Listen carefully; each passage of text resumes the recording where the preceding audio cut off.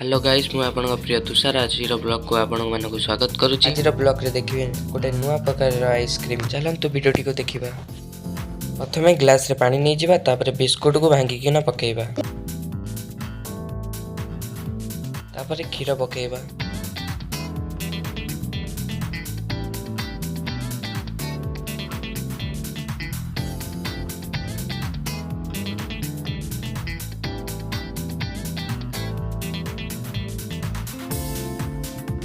तापर आंबो जूस टिके पके दबा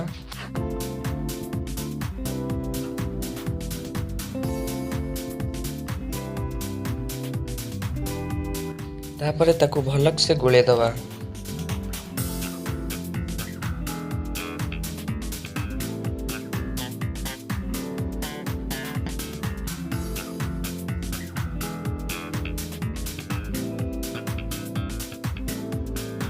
तापर तेंतुली खटा टिके पके दबा।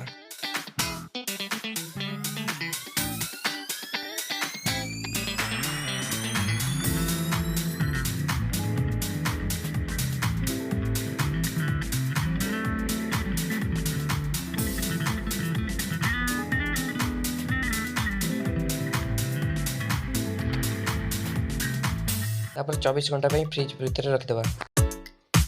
हमर ये आइसक्रीम वीडियोटी आपन केमिति लागिला कमेंट बॉक्स रे जणेबे।